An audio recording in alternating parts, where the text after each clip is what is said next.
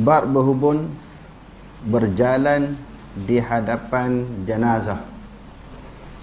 Maksudnya bila seseorang meninggal dunia, lalu jenazah ataupun orang yang mati itu dibawa ke kubur untuk dikebumikan. Bila orang mati ni kita bawa ke kubur untuk dikebumikan. Jadi berdasarkan kepada sunnahnya, kita duduk di belakang ke di depan jenazah. Kan dulu orang bawa, sekarang ni dengan van kan, dengan kereta mayat. Kalau dulu yang pakai bawa atas pikul atas bau. Jadi biasanya orang duduk di mana? Bila jenazah tu, orang bawa jenazah tu, orang yang pergi mengikuti jenazah sampai ke kubur, dia duduk di belakang ke di depan? Biasanya orang kita di belakang kan. Jadi insya-Allah hadis yang kita akan belajar pada malam ini di dalam Muwatta Imam Malik, kita nak tahu tentang kedudukan sunnahnya dan juga berdasarkan kepada amalan sahabat dan pegangan imam mazhab. Sunat di depan kan ke ataupun di belakang? Sunat di depan ataupun di belakang? Dia kata bayanu istihbabil masyi amal janazati, iaitu sunat berjalan di hadapan jenazah. Wa bihi qala a'immatus thalathah, dengannya lah telah berpendapat oleh imam yang tiga. Imam yang tiga yang dimaksudkan di sini siapa dia? Imam Syafi'i, Hambali dan juga Maliki. Mereka berpendapat berjalan di hadapan jenazah, duduk di depan, bukan duduk di belakang jenazah. Duduk di depan jenazah. Adapun pendapat yang kedua, waqala al-Hanafiyyatu wal Auza'i, telah berkata ulama-ulama Hanafi dan juga Imam Auza'i, al-masyu khalfaha afdal, berjalan di belakang jenazah itu lebih baik. Jadi maksudnya di dalam perkara ini, sama ada nak berjalan di hadapan jenazah ketika jenazah itu diusung ke kubur ataupun di belakang, berlaku khilaf daripada pandangan ulama. Pendapat yang pertama kata duduk depan afdal, Imam Syafi'i, Malik dan juga Ahmad bin Hanbal. Adapun mazhab Hanafi, mereka kata berjalan di belakang lebih afdal. Ramai juga yang berpendapat berjalan di depan, dan ada juga yang mengatakan di belakang. Jadi kalau kita tengok daripada kalangan sahabat tabi'in pun, maknanya berlaku khilaf daripada kalangan mereka. Wa hakahu Tirmizi an ba'd ahli al-ilmi min ashabin Nabi sallallahu alaihi wasallam wa ghairihim, telah menghikayatkan oleh Imam Tirmizi daripada sebahagian daripada ahlul ilmi daripada ashabin Nabi sallallahu alaihi wasallam. Maknanya sahabat pun berlaku perbezaan. Ada yang juga ramai sebahagian mereka di belakang jenazah. Wa bihi yaqulu Ats-Tsauri wal Ishaq. Begitu juga pendapat Imam Ats-Tsauri dan juga Ishaq.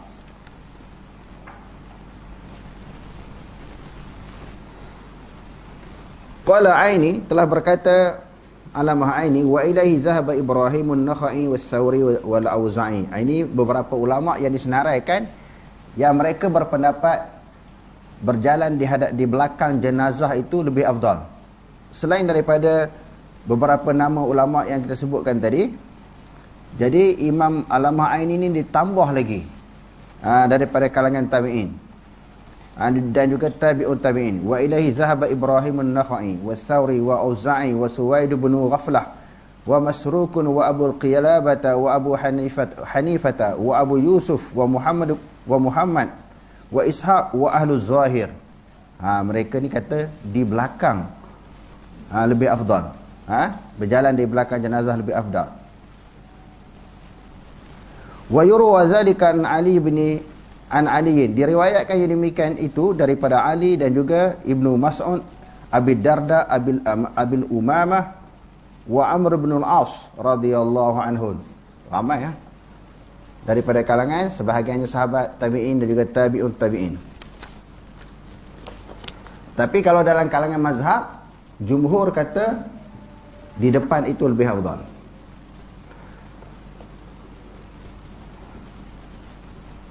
Dan juga sebahagian daripada ulama mereka membezakan di antara berjalan dan juga menunggang.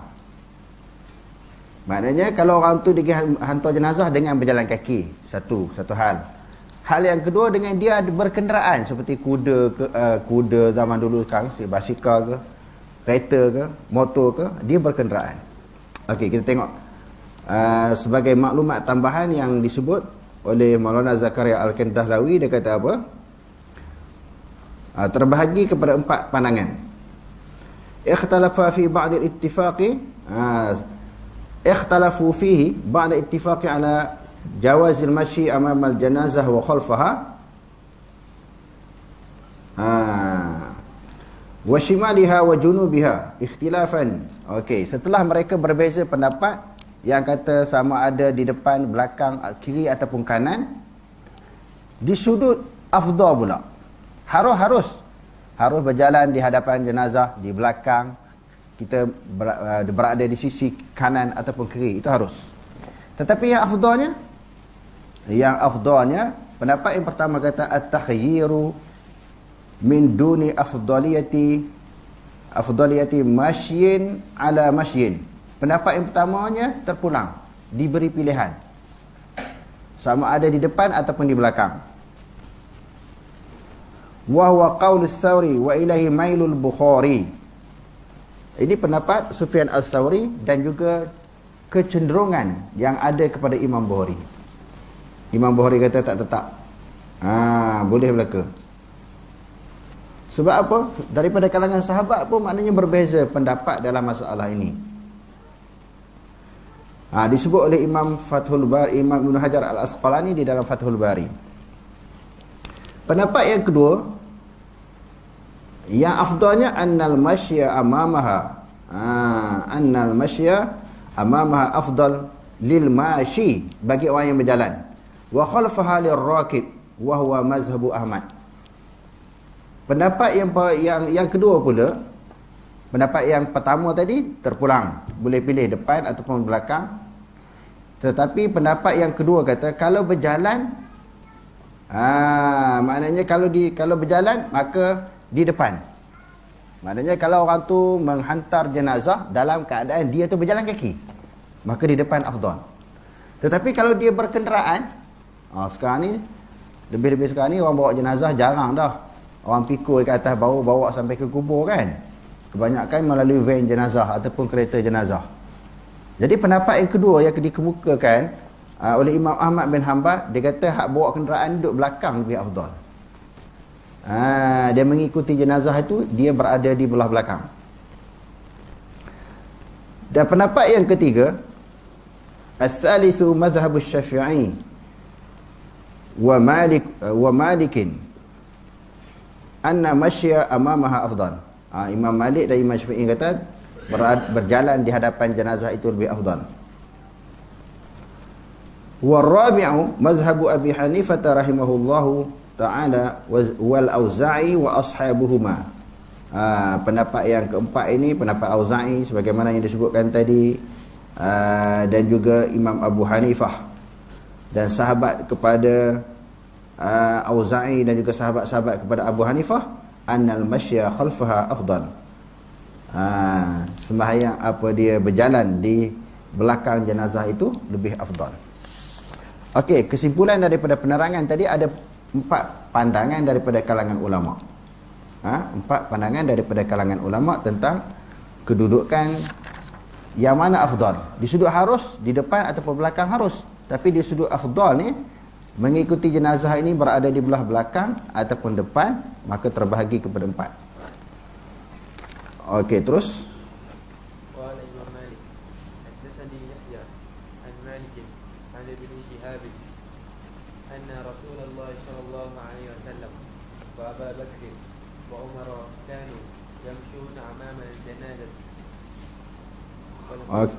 Okey. Imam Malik dengan sanadnya bahawa Rasulullah sallallahu alaihi wasallam, Abu Bakar, Umar, semua mereka itu berjalan di hadapan jenazah. Termasuk Rasulullah sendiri. Okey, terus. Wal khulfa ahlumma jarra wal خلفاء wal khulafa. Bukan khulfa. Maksudnya khalifah kan? Khalifah yang 4. Siapa dia khalifah yang 4? Abu Bakar, Umar, Osman, Ali pun begitulah seterusnya, mereka berjalan di hadapan jenazah. Okey, terus. وعبد الله بن عمر Dan juga Abdullah bin Umar. Abdullah bin Umar ni anak kepada siapa? Sayyidina Umar. Dia pun berpendapat begitu, yakni afdalnya berjalan di hadapan jenazah. Okey, terus. قال إمام مالك حدثني مالك عن محمد بن المنكدر عن ربيعة بن عبد الله بن أدير أنه أخبره أنه رأى عمر بن الخطاب يقلب الناس أمام الجنازة في الجنازة زينب بنت جحش. Imam Malik dengan sanadnya bahawa Sayyidina Umar, Abdullah bin Hudir, bahawasanya dia kata dia telah melihat Sayyidina Umar radhiyallahu an, dia berjalan di hadapan jenazah. Dia berjalan di hadapan jenazah. Yaqdubun nasa, dia mendatangi akan manusia. Amal bal janazati, iaitu di hadapan jenazah. Fi janazati Zainab binti Jahshin, pada jenazah Zainab bin Jahshin. Siapa Zainab bin Jahshin? Ya Allah Ta'ala sebut dalam Al-Quran kan, falamma qada Zaidun minha wataran zawajnakaha. Kita dah baca, dah terangkan tentang sedikit sebanyak tentang latar belakang Zainab. Dia berkahwin dengan siapa? Sebelum tu Zaid bin Harithah. Zaid bin Harithah ni apa hubungan dia dengan Rasulullah? Anak angkat kan, bukan anak Rasulullah. Tapi pada masa tu masyarakat, penduduk Madinah ni orang sebut Zaid bin Muhammad. Lalu Allah Subhanahu wa taala turunkan ayat Al-Quran, ud'uhum liabaihim. Suruhlah mereka itu ataupun panggillah mereka itu dengan nama bapa-bapa mereka. Macam Zaid, dia bukan bin Muhammad tetapi bin Harithah. Sebab dia bukan anak kepada Rasulullah. Jadi dah kita cerita tentang sejarahnya. Bila Zaid bin Harithah telah menceraikan isteri dia Zainab, yang disebutkan tadi Zainab binti Jahshin ini, selesai eddahnya, falamma qada Zaidun minha, bila Zaid dah cerai, dia selesai eddahnya, zawajnakaha,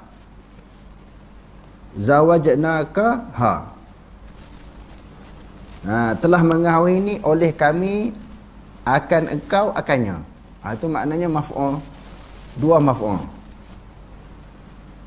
Ka yang pertama adalah Nabi Muhammad sallallahu alaihi wasallam. Allah Subhanahu wa taala telah mengahwinkan Rasulullah dengan Zainab binti Jahshin.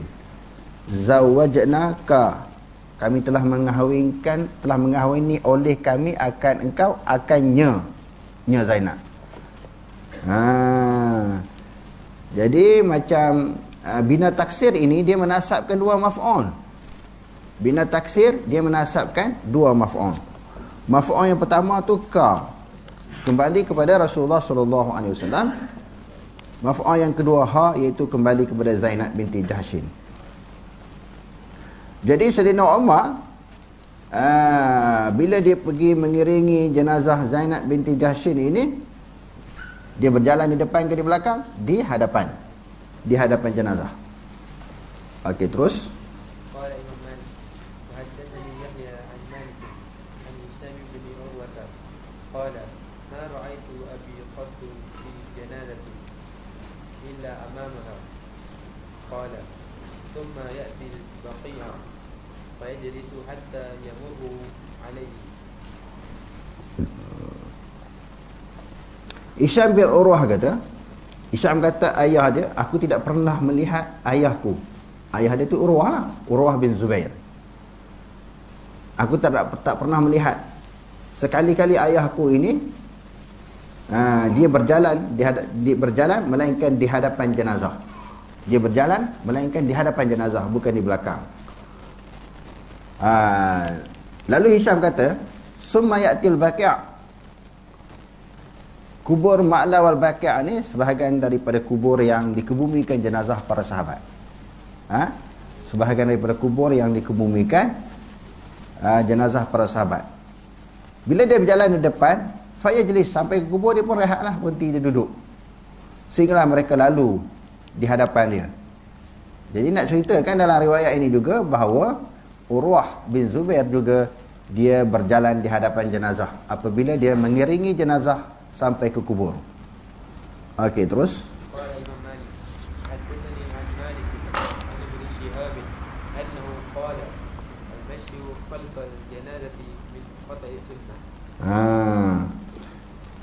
Jadi kita tengok dalam riwayat yang seterusnya ini, al-mashyu khalfal janazati min khata'is sunnah, berjalan di belakang jenazah itu daripada kesalahan sunnah. Sunnah ni apa dia? Sesuatu amalan yang dilakukan oleh Nabi SAW. Jadi dalam riwayat ini, siapa-siapa yang mengiringi jenazah sampai ke kubur di jalan ke belakang salah bercanggah dengan sunnah. Cuma daripada kalangan sahabat, sebagaimana yang kita sebutkan tadi, memang adalah sebahagian sahabat di belakang, sebahagian sahabat di depan. Tetapi majoriti ulama a'immatus salasah seperti Imam Syafi'i, Imam Malik dan juga Imam Ahmad, dia kata apa? Afdalnya berjalan di hadapan jenazah. Berjalan di hadapan jenazah. Okey, terus. Babun nahi an tutba'al janazatu binar. Bab yang berikutnya, larangan diikuti akan jenazah dengan api. Diikuti dengan jenazah itu akan api, dengan api maksudnya apa? Dilarang mengikuti akan jenazah dengan api, maknanya ketika mengiringi jenazah itu bawa api. Bawa api kan?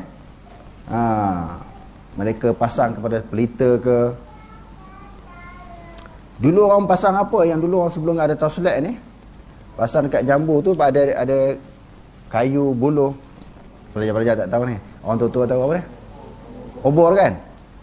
Ada satu nak istilah dalam bahasa kita. Nyamuk. Jabung. Jamung. Macam tu lah. Dulu ada kecil-kecil tu. Saya pun pernah bawa benda tu. Jadi dia ganti daripada lampu torchlight kan. Masa tu tak ada lampu. Jadi orang Nasara ini menjadi orang Nasara dan juga orang Jahiliyah. Menjadi kebiasaan mereka bawa api itulah, mengiringi jenazah. Sebagai satu syiar. Sebagai satu syiar. Syiar ni apa maksud syiar? Syiar ni lambang. Lambang keagungan, lambang kehebatan, lambang kebesaran. Oh, ni jenazah tu contohnya ketua negara, pemimpin masyarakat, orang yang terkenal, ternama. Disanjunglah. Itu amalan jahiliah dan juga orang Nasrani. Jadi bila masuk Islam, semua amalan-amalan yang bercanggah dengan ajaran yang diturunkan oleh Allah Subhanahu Wa Taala dalam Al-Quran dan ajaran yang bertentangan dengan sunnah Nabi, semua ditentang, semua ditolak, semua ditinggalkan, semua diketepikan. Sebab itu dalam kitab-kitab hadis banyaklah larangan daripada Nabi SAW dan juga daripada kalangan sahabat bawa api mengiringi jenazah. Okey, terus.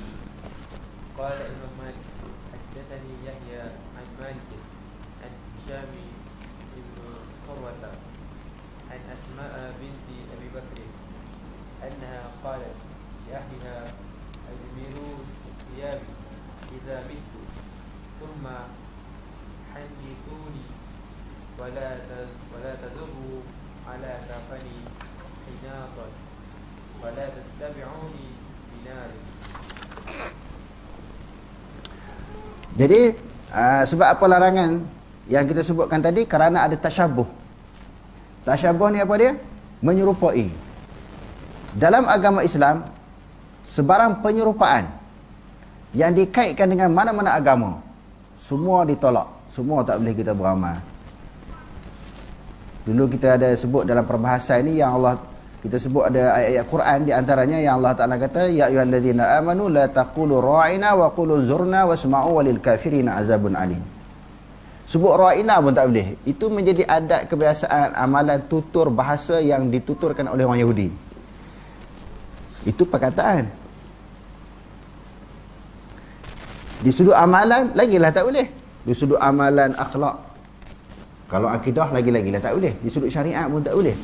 Sebab Islam ini sibghatullah, wa man ahsanu minallahi sibghah wa nahnu lahu abidun.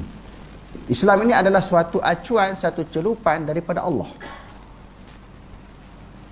Sebagaimana yang Allah Ta'ala turunkan daripada langit agama Islam itu dan dilaksanakan oleh Nabi, begitulah perlu kita contohi, perlu kita amalkan, perlu kita ikuti tanpa berlaku sebarang tokok tambah ataupun kita kurangkan. Tak boleh. Dikena ngam-ngam 100%. Sebagaimana yang Nabi buat, gitulah kita buat. Sebagaimana yang Nabi ajar, itulah yang kita amalkan. Jangan tambah, jangan kurang. Jadi sebenarnya hadirin sekalian, kalau nak ikut-ikut, kita tak ada pening kepala dah. Tak perlu susah hati, tak perlu pening kepala di dalam nak beramal dengan ajaran Islam. Sebab apa tak perlu susah hati, tak perlu pening kepala di dalam nak beramal ajaran yang ada dalam Islam ni? Kerana benda tu dah termaktub. Benda tu dah ada dalam Quran, ada dalam hadis Nabi, ditulis oleh para ulama di dalam kitab mereka. Tak perlu tambah. Buat apa sekalipun tak perlu kita nak tambah, ataupun nak tiru mana-mana agama, mana-mana ajaran. Jadi dia ngam-ngam diturunkan, begitulah dilaksanakan. Jadi Asma binti Abi Bakar, anak Sayyidina Abu Bakar kata, bagi keluarganya, apabila aku mati, bila dia mati maknanya letakkan wangian pada pakaian. Orang sebut apa? Pakaian apa? Kain kafan tu lah. Wangian tu seperti kapur apa? Kapur barus. Ada beberapa lagi jenis bau-bauan yang sesuai dengan orang mati. Dia ada bau-bauan yang wangi sesuai kepada orang hidup. Ada bau-bauan yang wangi yang sesuai dengan orang mati. Biasanya orang buat selain pada kapur barus apa dia? Bidara tu mandi, ketika mandi ke jenazah, apa dia Syekh? Oud kan? Apa lagi? Garu dan sebagainya. Tu dah untuk orang hidup tu. Di antara bau yang paling wangi kasturi ya, yang sesuai dengan jenazah. Jadi sebab apa wangi-wangian ni perlu kepada kesesuaian? Orang mati macam ni, orang hidup macam ni. Sebab bila kita pergi ziarah orang meninggal dunia kan, selain daripada mendatangkan keisafan dengan sebab seseorang mati, sebab tu banyak dalam hadis Nabi je, aksiru zikra hadimil ladzat, yakni al-maut. Banyak ingat kepada kematian untuk memotong kelazatan dan kecintaan hidup kita atas dunia. Kita ni memang cinta dunia, tak usah sebutlah siapa pun. Cinta dunia lebih banyak daripada cinta akhirat. Seronok duduk atas dunia. Sebab tu dalam Quran hadis menggambarkan dunia ini lahwun wa la'ibun wa tafahurun, senda gurau, permainan. Benda ini satu bayangan daripada Allah dan Nabi, seronok dunia ini. Sebab itu tak pelik majoriti manusia dia lebih banyak cinta dunia daripada cinta akhirat. Jadi selain daripada kita menghadiri jenazah tu mendatangkan keinsafan, kesedaran kepada kita tentang kematian, hari ini kita uruskan jenazah orang, kita hantar jenazah orang, kita semayang atas jenazah orang, kita ke bumi atas jenazah orang. Suatu hari nanti apa yang kita buat itu berlaku kepada kita. Orang mandi jenazah kita, kafani kita, semayang jenazah kita, orang mengiringi jenazah kita ke kubur dan dikebumikan. Jadi dengan tengok jenazah itu memberi satu keinsafan. Itu yang pertama. Yang kedua dengan bau-bau itu juga, oh ni bau mayat biasanya kalau orang beli kapur barus kan, orang bau kapur barus ni, ingat ada orang mati ke? Biasanya kapur barus ni orang tak letak melainkan kepada mayat. Ada tak letak tempat lain? Nak bagi budak-budak kan takut sikit ingat mati, sapu kat pakaian dia. Nak pasal nak tidur ke, nak pergi sekolah ke, baru dia ingat mati, kalau tidak jadi lara. Jadi biasanya kapur barus ini diletakkan kepada kafan yang membaluti jenazah. Jadi Asma binti Abu Bakar ni dia suruh letakkan bawan pada pakaian dia. Pada maknanya pakaian yang dimaksudkan di sini apa dia? Kain kafan dia. Dan yang ketiga, sebab apa? Kebiasaan orang yang mati ni sakit nak keluar roh. Dia tarik daripada ujung kaki sampai kepala kan. Sakit. Kadang-kadang orang yang mati ni dia terkeluar najis. Dia terkeluar najis daripada badan dia. Jadi pakaian dia, badan dia berbau. Walaupun kadang-kadang setelah dimandikan dia terkeluar lagi. Jadi maknanya letak wangi-wangian itu untuk menghilangkan bau yang tidak selesa daripada mayat. Dan janganlah kamu mengikuti aku dengan api. Asma binti Abu Bakar kata.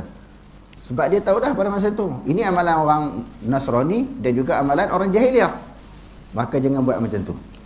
Dia pesan sebelum dia meninggal dunia. Jadi sebab itu, apabila seseorang yang nak meninggal dunia ataupun seseorang yang mengetahui tentang amalan-amalan orang kafir, orang yang bukan Islam, diikuti oleh orang Islam, perlu diberi peringatan. Selain daripada hadis yang kita baca ini, apa yang disebut oleh Asma binti Abu Bakar, Rasulullah sendiri, jangan kamu menjadikan kubur aku sebagai masjid. Sebab apa dia kata macam tu? Sebab Yahudi Nasrani buat macam tu. Sebab apa buat masjid atas kubur para anbiya mereka? Bila mereka semayang, masjid tempat semayang kan, tempat ibadat. Bila semayang tu teringat orang dalam kubur tu, untuk menghilangkan kerinduan kepada orang yang mati, maka semayang atas kubur. Di situ ada bentuk apa? Pemujaan kepada si mati. Sedangkan kita bila kita semayang dan melakukan semua ibadat, tujuannya semata-mata lillahi ta'ala, wa ma umiru illa liya'budullaha mukhlishina lahuddin. Tidaklah mereka itu diperintahkan melainkan melakukan ibadah dengan tulus ikhlas kepada Allah. Bila sembahyangnya ingat ke Nabi. Kalau Nabi pun tak perlu kita ingat pada masa itu, kena ingat Allah Subhanahu wa taala semata-mata. Kalau dia ingat lain daripada Allah, dibimbangi, dia membawa kepada penyengutuan. Satu, pemujaan. Sebab tu jangan Nabi larang buat kubur, buat masjid di atas kubur. Dan diperintahkan supaya masjid-masjid yang di atas kubur ni semua dibongkarkan, dimusnahkan. Dimusnahkan kubur-kubur yang duduk di masjid. Bukan kubur roboh masjid tu, kubur-kubur yang duduk di masjid itu, kawasan masjid dirobohkan kubur, bukan dirobohkan masjid, supaya tidak berlaku kesamaran antara orang Islam dengan orang Yahudi. Jadi kalau kita tengok dalam Quran, dalam hadis ni, sikit pun tak boleh. Sebab orang Islam dia ada jati diri dia. Islam dia ada suatu kaedah dia, suatu ketetapan yang telah ditetapkan oleh Allah dan Rasul. Tak perlu nak tiru orang lain, agama lain, budaya lain, puak lain, tak boleh. Dia ada jati diri yang tersendiri. Itu dipanggil keaslian agama Islam. Jadi hadirin sekalian, dengan ayat-ayat Quran yang kita belajar, hadis-hadis Nabi yang kita belajar ni, walaupun Nabi SAW telah meninggalkan kita 1400 tahun lebih dah, ajaran Islam di zaman Nabi memang aslinya asli zaman Nabi. Bila Nabi dah wafat, sahabat pun jaga ajaran yang dia belajar daripada Nabi. Cuma bila Rasulullah wafat, Abu Bakar dilantik menjadi khalifah, dah mula orang tak nak bayar zakat, diperangi oleh Abu Bakar. Abu Bakar meninggal dunia, zaman Sayyidina Umar ditimbul sikit, direnggang sikit, kurang sikit ajaran asal yang diamalkan di zaman Nabi. Dah kita dah 1000 tahun lebih. Adakah Islam yang kita amal hari ini 100% sebagaimana yang diajar oleh Nabi? Kita dan juga masyarakat. Oleh kerana itu kena kembali semula sebagaimana generasi awal beramal dengan Islam. Ya Allah Ta'ala kata, kuntum khaira ummatin. Kamu sebaik-baik umat. Maknanya para sahabat. Kita tak kena tiru dia semua. Sebab tu kita duk mengaji hadis ni, nak ambil amalan yang asli sebagaimana yang mereka amalkan. Sebab dah berlaku tokok tambah terlalu banyak. Dia tambah ajaran Islam ni terlalu banyak. Kita mati besok 1000 tahun yang akan datang akan berlaku lagi, tambah lagi, banyak lagi, dikaitkan dengan agama Islam. Sedangkan benda tu tak kena-mengena dengan agama Islam. Tengok. Jadi ditegur, diberi peringatan, jangan dibawa api mengeringi jenazah dia. Okey, terus. قال الإمام مالك وحدثني عن مالك عن سعيد بن أبي سعيد المقبوري عن أبي هريرة أنه نهى أن يتبع بعد موته بنار. قال يحيى سمعت مالكا يكره ذلك. Abu Hurairah pun dalam riwayat ni pun bagi wasiat, bagi peringatan, supaya bila dia mati besok jangan mengikuti jenazah itu dengan api. Wallahu a'lam. Aqulu qawli hadza wa astaghfirullahal azim wa lakum. Wassalamu alaikum warahmatullahi taala wabarakatuh.